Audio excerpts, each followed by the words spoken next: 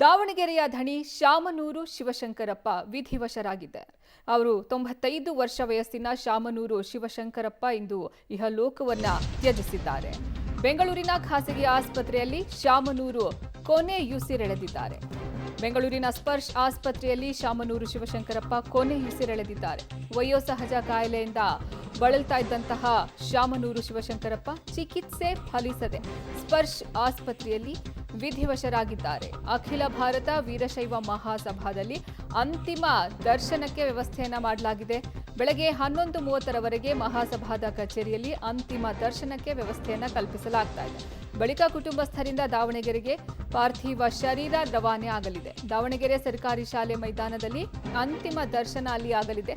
ಸಾರ್ವಜನಿಕರಿಗೆ ಮೈದಾನದಲ್ಲಿ ಅಂತಿಮ ದರ್ಶನಕ್ಕೆ ವ್ಯವಸ್ಥೆಯನ್ನ ಮಾಡಲಾಗುತ್ತೆ. ದಾವಣಗೆರೆಯ ಧಣಿ ಶಾಮನೂರು ಶಿವಶಂಕರಪ್ಪ ವಿಧಿವಶರಾಗಿದ್ದಾರೆ. ಬೆಂಗಳೂರಿನ ಖಾಸಗಿ ಆಸ್ಪತ್ರೆಯಲ್ಲಿ ಕೊನೆಯುಸಿರೆಳೆದಿದ್ದಾರೆ.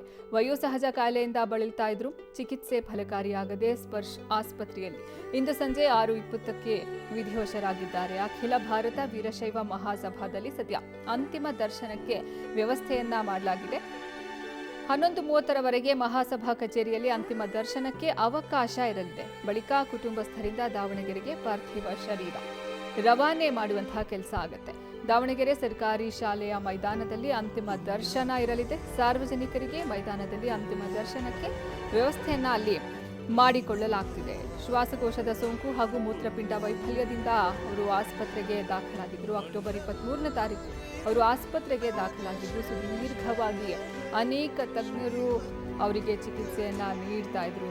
ಅವ್ರನ್ನ ತೀವ್ರ ನಿಗಾ ಘಟಕದಲ್ಲಿ ಇರಿಸಿ ಚಿಕಿತ್ಸೆಯನ್ನ ನೀಡಲಾಗ್ತಾ ಇತ್ತು. ಬಹು ಅಂಗಗಳ ಸಮಸ್ಯೆ ಇದ್ರಿಂದ ತೀವ್ರ ನಿಗಾ ಘಟಕದಲ್ಲಿ ಇರಿಸಿ ಚಿಕಿತ್ಸೆ ಅವರಿಗೆ ಕೊಡಿಸಲಾಗ್ತಾ ಇತ್ತು. ಆದರೆ ಇಂದು ಸಂಜೆ 6:20ಕ್ಕೆ ಚಿಕಿತ್ಸೆ ಫಲಕಾರಿಯಾಗದೆ ನಿಧನರಾಗಿದ್ದಾರೆ. ವೀರಶೈವ ಲಿಂಗಾಯತ ಸಂಪ್ರದಾಯದ ಪ್ರಕಾರ ಅಂತ್ಯಕ್ರಿಯೆ ಆಗಲಿದೆ.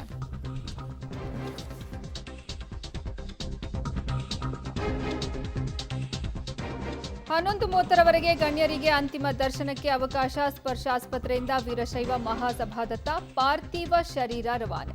ಪ್ಯಾಲೇಸ್ ರೋಡ್ ಬಳಿ ಇರುವಂತಹ ವೀರಶೈವ ಮಹಾಸಭಾ ಕಚೇರಿ 11:30ರವರೆಗೆ ಗಣ್ಯರಿಗೆ ಅಂತಿಮ ದರ್ಶನಕ್ಕೆ ಅಲ್ಲಿ ಅವಕಾಶವನ್ನ ಮಾಡಿಕೊಡಲಾಗುತ್ತೆ. ಸ್ಪರ್ಶ ಆಸ್ಪತ್ರೆಯಿಂದ ಸದ್ಯ ಅವರ ಪಾರ್ಥಿವ ಶರೀರವನ್ನ ಮಹಾಸಭಾದತ್ತ ಕೊಂಡೊಯ್ಯುವಂತಹ ಕೆಲಸ ಆಗ್ತಾ ಇದೆ. ವೀರಶೈವ ಮಹಾಸಭಾ ತಲುಪಿದೆ. ಪಾರ್ಥಿವ ಶರೀರ ಅನ್ನುವಂತಹ ಮಾಹಿತಿ ಇದೀಗ ಸಿಗ್ತಾ ಇದೆ. ಪ್ಯಾಲೇಸ್ ರೋಡ್ ಬಳಿ ಇರುವಂತಹ ವೀರಶೈವ ಮಹಾಸಭಾ ಕಚೇರಿ, ಇಲ್ಲಿ ಅಂತಿಮ ದರ್ಶನಕ್ಕೆ ಅವರ ಪಾರ್ಥಿವ ಶರೀರವನ್ನ ಇರಿಸಲಾಗುತ್ತೆ. ವೀರಶೈವ ಮಹಾಸಭಾ ಅವರು ಅಧ್ಯಕ್ಷರಾಗಿದ್ದರು. ಹೀಗಾಗಿ ಅಲ್ಲಿ ಪಾರ್ಥಿವ ಶರೀರವನ್ನ ಇಟ್ಟು ಅಲ್ಲಿ ಅಂತಿಮ ದರ್ಶನಕ್ಕೆ ವ್ಯವಸ್ಥೆಯನ್ನ ಕಲ್ಪಿಸಲಾಗುತ್ತೆ.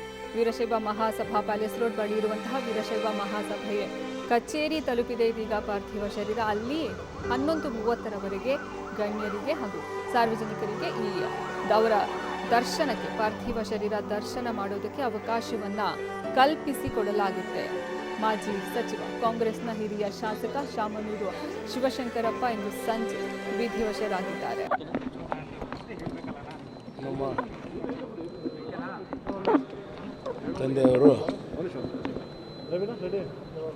ತಂದೆಯವರು ಇವತ್ತು ಸಾಯಂಕಾಲ 6:25ಕ್ಕೆ ಕೊನೆ ಉಸಿರು ಎಳೆದಿದ್ದಾರೆ.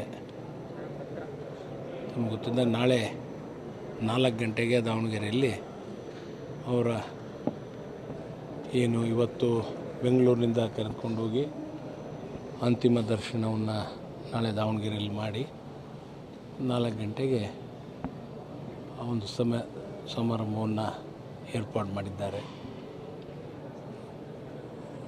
ಏನು ಮತ್ತೆ ನಾನೇನು ಮಾತಾಡೋದೇನು ಅವಶ್ಯಕತೆ ಇಲ್ಲ. ಅವ್ರ ಬಗ್ಗೆ ಸಾಕಷ್ಟು ಗೊತ್ತಿದೆ. ದಾವಣಗೆರೆ ಜನತೆಗೆ, ಪ್ರತಿಯೊಬ್ಬರಿಗೂ, ರಾಜಕಾರಣಿಗಳಿಗೆ ಮತ್ತು ವಿದ್ಯಾಸಂಸ್ಥೆಗಳ ಬಗ್ಗೆ ಸಾಕಷ್ಟು ಶ್ರಮ ವಹಿಸಿ ಪ್ರತಿಯೊಂದು ಶಾಲಾ ಕಾಲೇಜುಗಳನ್ನ ಪ್ರಾರಂಭ ಮಾಡಿ ಕಟ್ಟಿ ಬೆಳೆಸಿ